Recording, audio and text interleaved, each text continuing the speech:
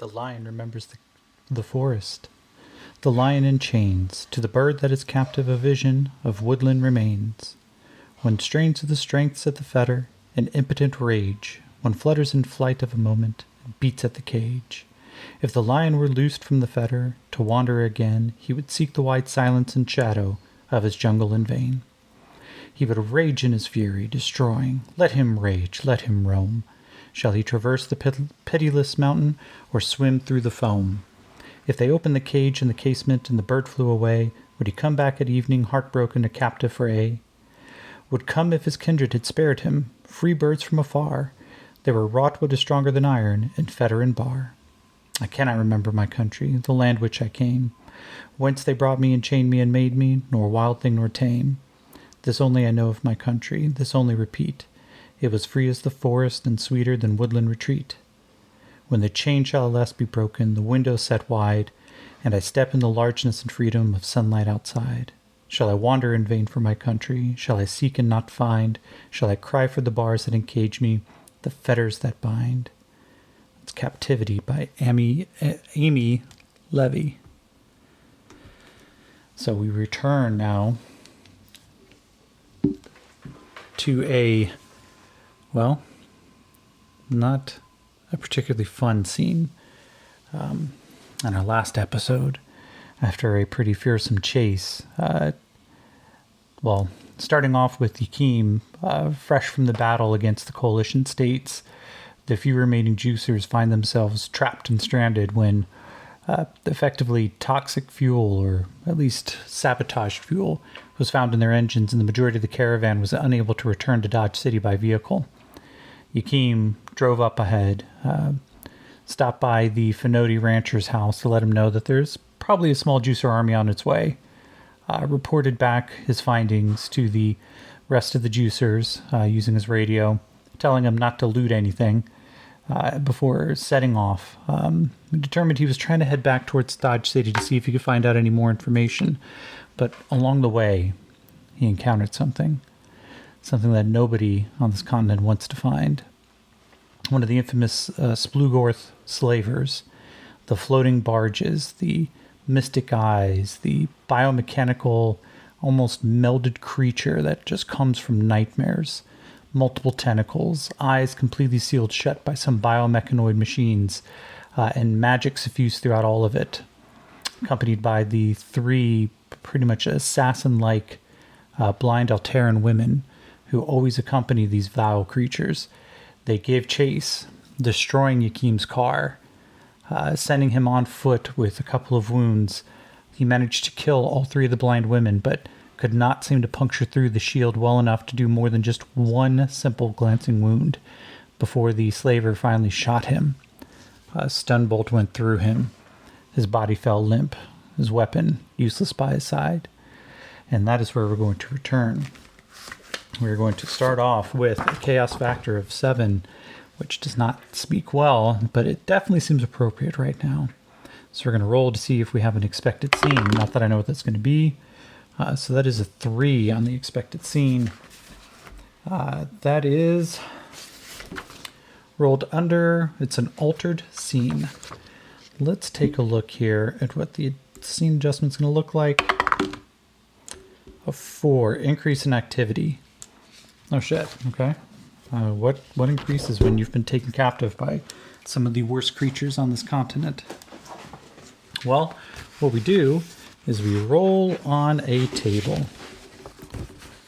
So let's see here. Let's get over to random descriptors. I guess actually, no, I mean, the activity, he's been captive, but let's see what we can find out about it. 49, helpfully. 24, empty. Helpfully empty. Oh, I have an idea. There's another. Yep, that's exactly what I want. 57. Masses. 75. Masses positive. Okay. As we return back to Yakim, he finds himself standing in a semi-open field. Around him is the reconstructed town. Cement blocks begin to go up. Painting and white walling goes. The large metal blast shields on the fortress in front of him stand closed, but being repaired. A large juicer walks by. A couple of pieces of lumber that easily would be held by any other 3 men, just casually flipped up over his shoulder. He looks down, just, "Hey, Yakim," before continuing on. Yakim doesn't really remember him. There's a slight daze in his eyes as he's looking around. He's blinking as though he's stoned, but at an extreme that he's not quite comfortable with. Fuck. Well, maybe I got drunk.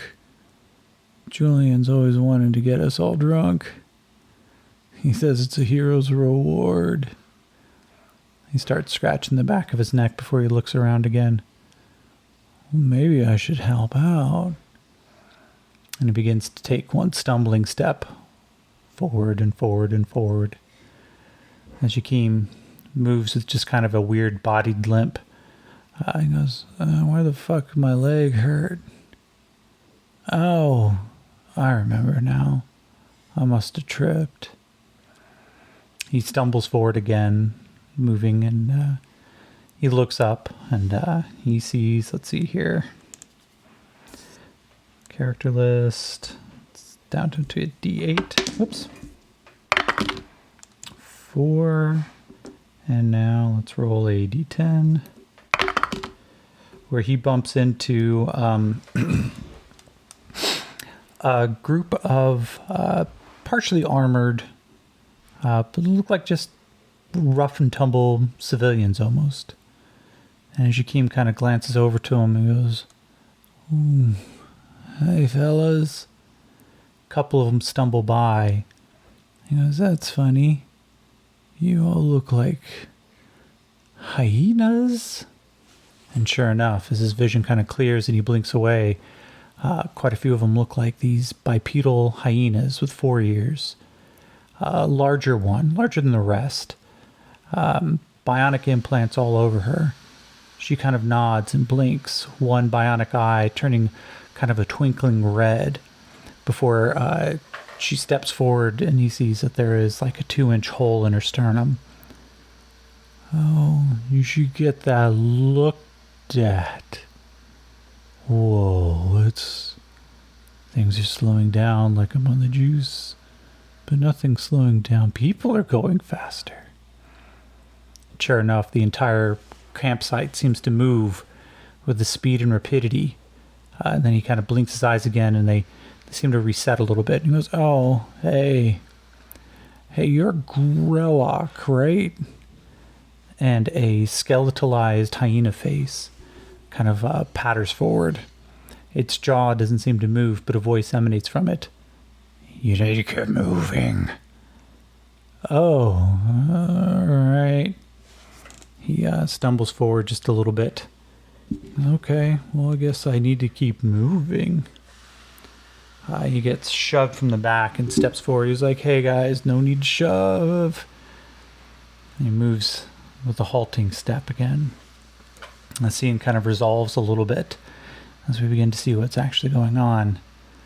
Yakim, stripped to the waist, his juicer's harness is still wrapped around him, but otherwise he's wearing nothing more than his skivvies. His armor's gone. His weapons taken from him. His arms in front of him shackled in these large steel contraptions. They gleam with a little bit of kind of a pulsing light for a second, almost for a moment, but it moves with a thick ooze.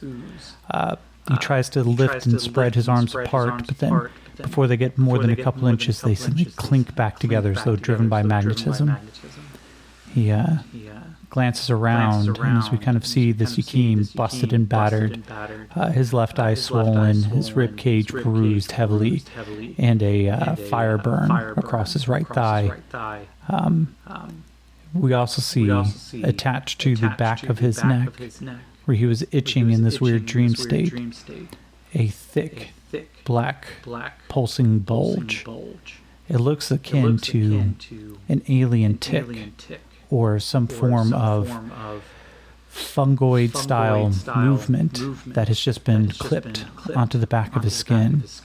There's a couple tendrils that have pierced underneath.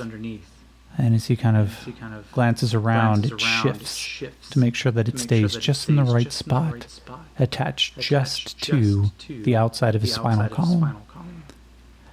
All around him now, let's see. We know that the Slugor slaver, taking one wound, is still moving forward. He's still okay. We're going to give the Alteran women, each one, I'm going to see if a vigor check, see if the extra survived. We'll do one each to see how many of them kept up with the fight. Those are all coalition. If I remember correctly, the Alterans, kill bandits. The warrior women, I believe, have a pretty high vigor, but I don't remember if it's a D6 or a D8 or a D10. I'm actually kind of guessing they're probably going to have a D10. If I can't find it soon enough, I'm just going to roll. There they are. A vigor of a D10. No, none of them are wild cards, so they only get the straight roll. The first gal, it's a 5. She survived. Second one died. Third one. So she's fine with no wounds. So, as we catch this vision again, one of these Amazonian women who looks like she's barely been hurt, she steps forward and shoves a fist into his back. He doesn't even quite seem to notice, but she kind of flips in her other hand a large, almost frightening-looking dagger with multiple points. Not too akin, or not too unakin to what looks like the old-fashioned dirk-style daggers. These kind of heavy-bladed but single-use, close-to-hold weapons. No cross-guard, but single-edged. She flips around to the handle side, and a little spark seems to come. But what we see from Yakim, he's not putting up any resistance. He stumbles forward, just, oh, shit. Hey, has anybody seen Julian? And suddenly, he gets tased. Where? His vigor is a D8. Yeah, that explodes. That explodes again. Okay, so he doesn't get stunned, which makes it easier since he is not incapacitated, but he does keep moving forward. Back in his dream state, Yakim's looking around. He glances up again and he sees another face pass by. Oh, hey, Jean-Francois. What are you doing here? You weren't at Newtown? And the face kind of blinks at him and goes, you do not know what is going on right now, do you? Oh, we're rebuilding because we're going to make this place a juicer home.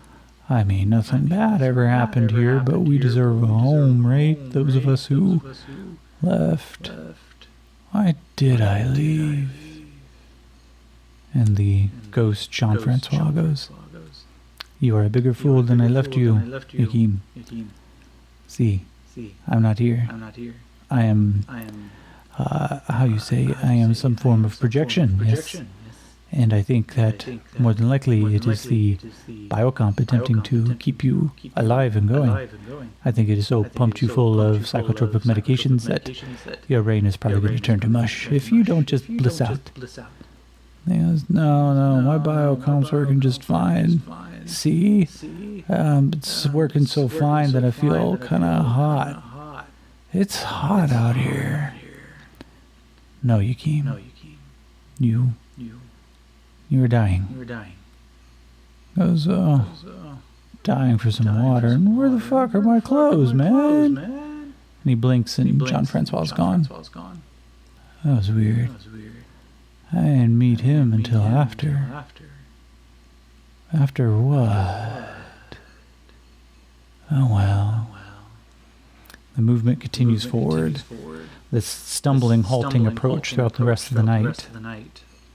Given the fact that Yakim took, I believe it was 2 wounds, see if the biocomp automatically kicks in to heal one of them. So he's going to get his... He's got 2 wounds, which means, of course, that he is at -2 for all of his rolls, which will cancel out his natural vigor check. So determine D8. Oh, nice. Blew up. Both of his wounds just begin to patch themselves. Though, something interesting. If I remember correctly, he got hit with the mega damage weapon. I'm going to check something in the rule book. Hopefully it's not going to be that bad, but you never know. If he had gotten hit with the mega damage weapon, he may be taking a permanent injury that's going to take a while to heal anyway. So, I know that it's... Let's look at the gritty damage rules. Gritty damage, 139. And this is the thing that you never really get to take back when you go digital, like the majority of my games are. The fact that I can pick up and hold a book to run a game is still pretty magical to me. Okay, so injury table, which I should have known. I don't know why I looked up gritty rules just to determine rules that I already knew.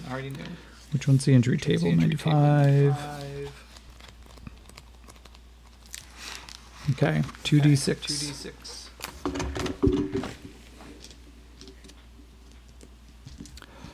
Let's see where Yakim may have a permanent wound.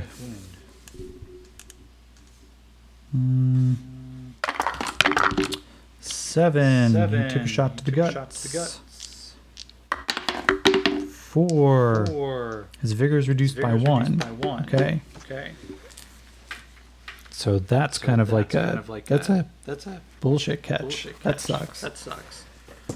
I'm still gonna say that well, no, not necessarily. His vigor is temporarily down to a D6, so I should roll. All right. Now his wounds have not healed. Biocomp is struggling to keep him alive, and as he's leaping forward, moving with slowness. The wound on his leg looks like it is pretty bad, but the puncture mark along his rib cage, it looks like it may be dark and red. Something's wrong with it. The biocomp user, just close enough to Yakim to actually hear it, but the rest of him though is struggling.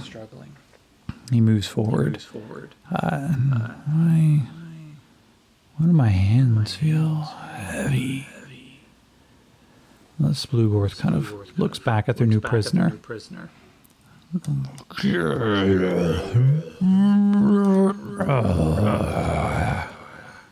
The 2 Alteran women jump down from the... they jump just past Yakim to run back towards the barge. He kind of points around for a moment. And then looks like the barge. Let's see here. Let's roll on the actions table. Because I have a suspicion, or I have an idea that, of course, he's going to try to gather everything up onto the barge, including Yakim, so they can make better time. I'd imagine this guy's probably pretty upset. One, losing an Alteran warrior woman is akin to like losing a favorite hunting dog, which is terrible, but these are monsters after all. But on top of that, it's late at night, and this one creature costs him quite a bit. This is a 12 bestow, 18 bestow danger. That doesn't sound so much like he's planning on gathering things up. Instead, bestowing danger. Oh, I have an idea. Maybe what this means. Let's see. Bestowing danger could mean that he has an idea for something he wants to do, which could be raiding another small village. Maybe the bestowing danger means he is trying to commit a vile act. So I am now looking for the table that kind of gives me an idea for creature description. Sounds quite. Character motivations, personalities. I want like combat actions. Is that what I just rolled on? Character actions general, character actions combat. 98. Waste. 74 path. Okay. The vile creature as it is. The Splugor slaver. Mutters to his two servant women. They jump onto the barge, one of them grabbing Yakim and just kind of plopping him into a now empty seat. He kind of sits down, the Altaran warrior woman, in surprisingly American English. Just looks over and sit and stay quiet. Yakim, as he kind of looks up, there's a pulsation on his neck, and then something goes, "I'll sit and stay quiet," as this thing takes control over his actions. For the next few minutes, there's just excitement. The tentacles on this horrific creature just begin to sway back and forth. And suddenly there's an excitement, like a cat swinging its tail. All the tentacles pause. Suddenly the lights come back on the barge. The force field goes up, and this thing just begins to lay waste to a village. Fire begins to go off. People begin to scream. The warrior women are firing these things from their wrists. These golden bracelets that have what almost look like a Coke can on the top of them. But every place that they point their hands, fireballs flick off. And as they detonate, they explode with the force of a grenade, shattering this village in a still dark night of just overwhelming violence. As he continues just screeching and laughing. What little bit of resistance are able to start forming up, they begin firing back at him.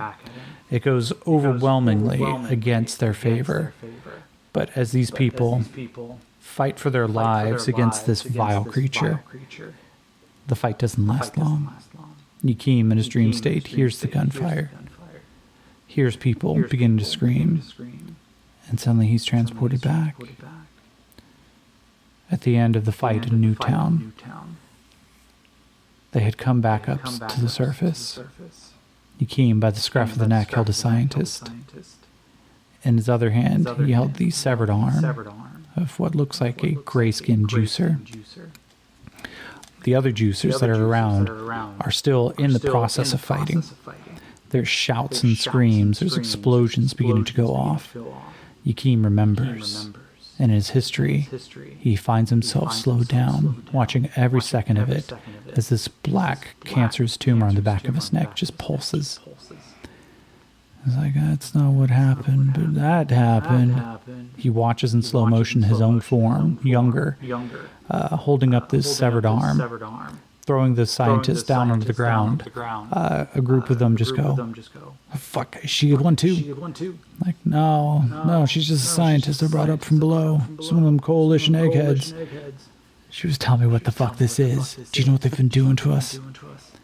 One of them turns around, automatic shotguns in each arm, just firing off in synchronous blasts. Yakim now gets a better look of what's going on around him as multiple of these wraiths keep moving forward. There's a green fluid just pulsing through their veins. The tubes themselves almost look like they are glowing with an unholy light. There is an echo of ghost light in their eyes, and their jaws are open slack, but they are moving with the same quickness as the juicers, each one of them watching as bullets fly through the air with seemingly in slow motion as they move with an incredible speed. But these wraiths move just as fast. And sometimes they give up on the guns. With a cackling laughter, Yakim looks over with a sudden surprise as one of these juicer wraiths punches clear through the chest plate of another one.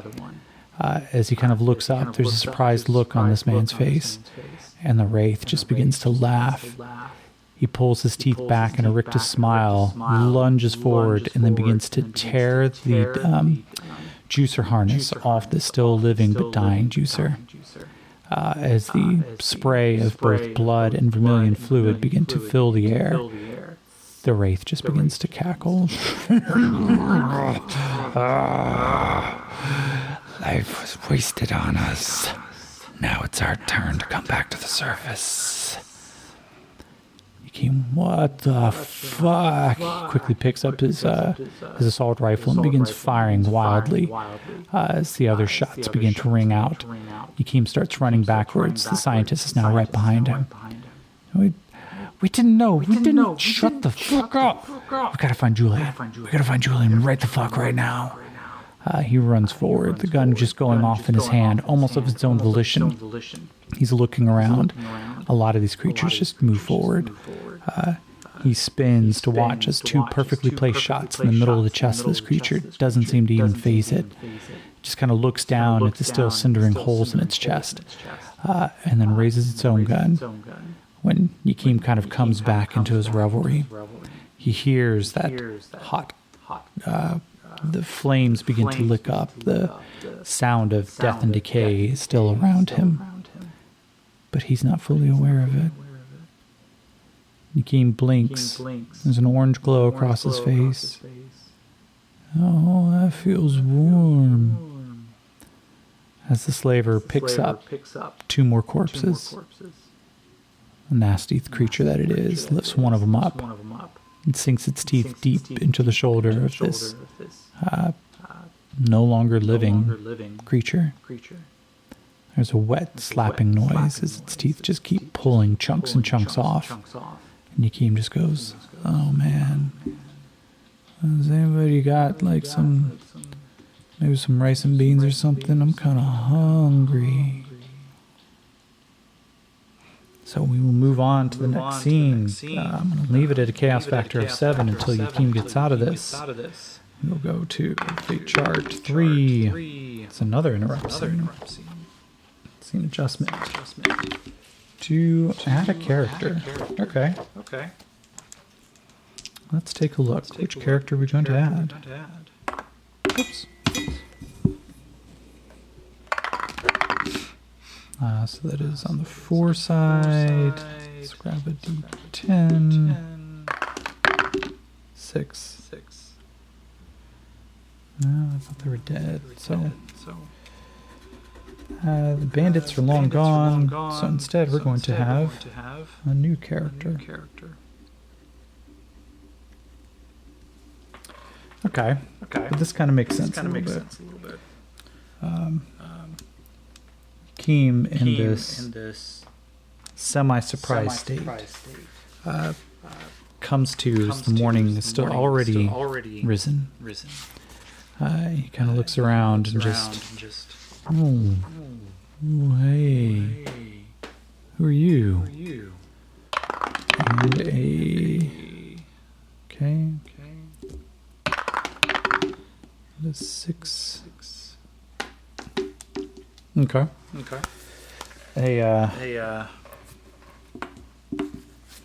see. That's kind of interesting. Okay. So I rolled a citizen, but of the Federation of Magic.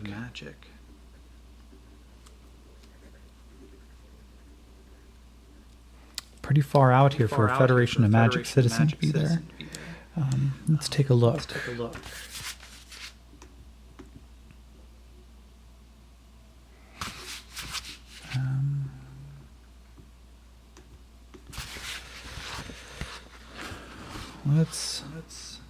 Let's figure out who this person is. Let's start with names.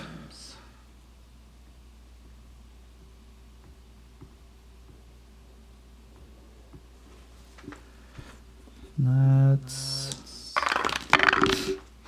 13. Bra. 23. Bra E. Okay.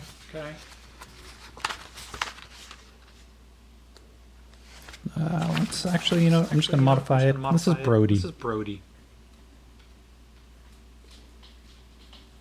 I like that better. Now, what kind of person is he to have been captured while he was here?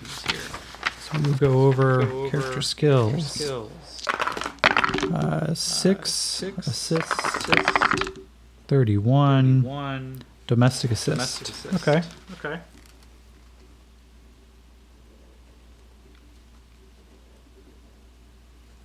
Domestic assist. Let's do traits and flaws. 48. Interesting. 90. Interesting technical.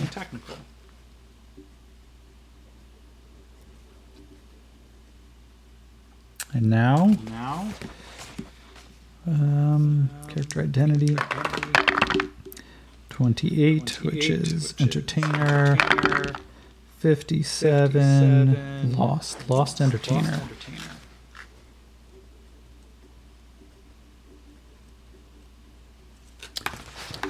Character motivations. 30.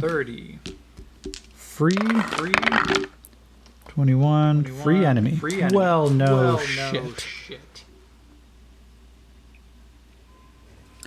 And now personality. 22. Collector. 41. Foolish collector. Or collector. Foolish. Okay. And now back to the Game Master's Handbook. And now let's kind of get an idea for how valuable this person might be. Not line characters. That's not what I'm looking for. Contact qualities. 10. High skills.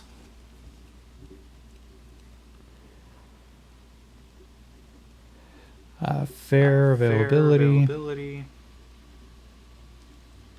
Limited information. And absolute loyalty. Okay, so this person, we're going to say, let's see, a citizen. Okay. So Yakeem blinks around a little bit. He sees that there's somebody sitting next to him in the barge. Hey,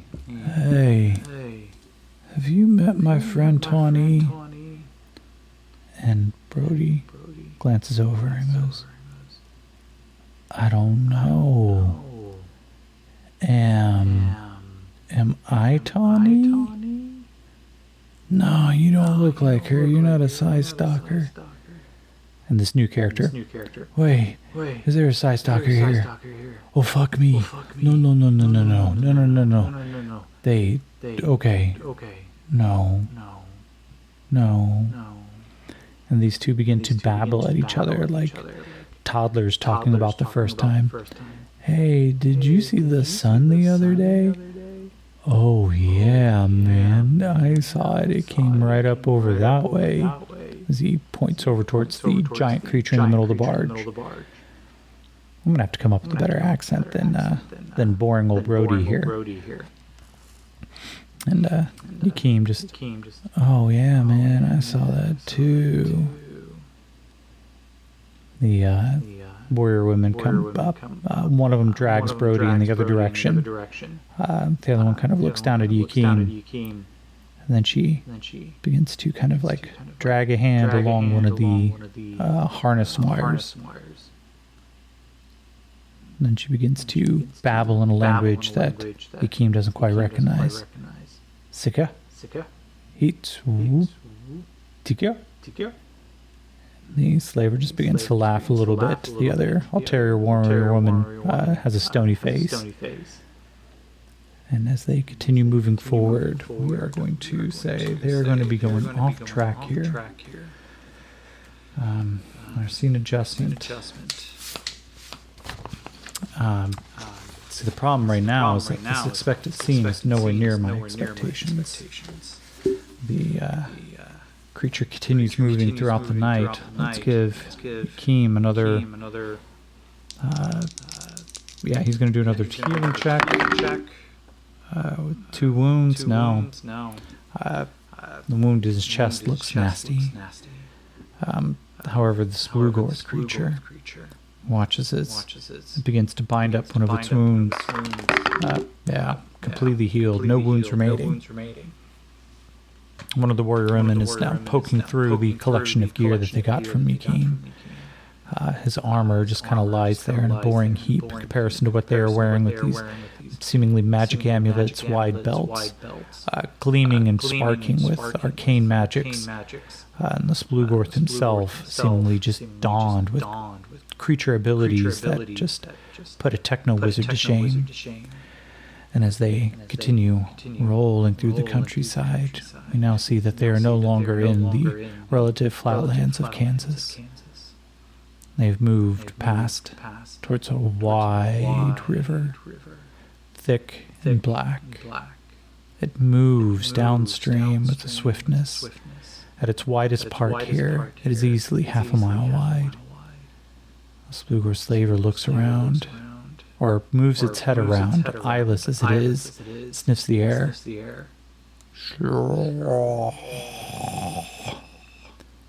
As it begins to come up to the Mississippi River, a wide piece of machinery begins to just bubble to the surface just at the water's edge.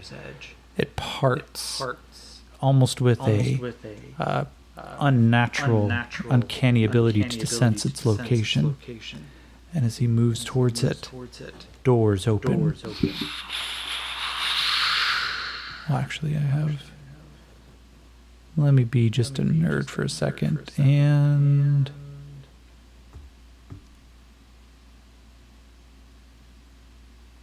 That didn't work at all.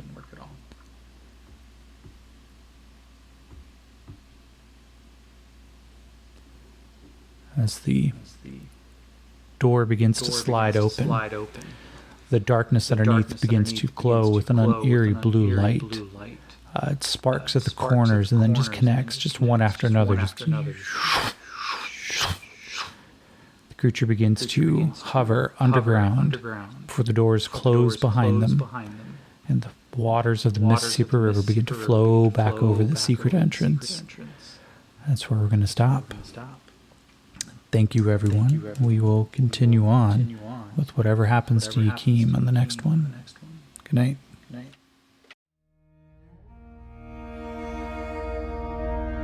Please join us on Patreon at patreon.com/dyingsci. Gain early access to episodes, access to our Discord, and just generally help support the show. This game references the Savage Worlds game system, available at Pinnacle Entertainment Group at www.peginc.com. It is unofficial media content permitted under the Media Network Content Agreement. This content is not managed, approved, or endorsed by Pinnacle Entertainment Group. Certain portions of the materials used are the intellectual properties of Pinnacle, and all rights are reserved. Savage Worlds, all related settings, and unique characters, locations, and characters, logos, and trademarks are copyrights of Pinnacle Entertainment Group.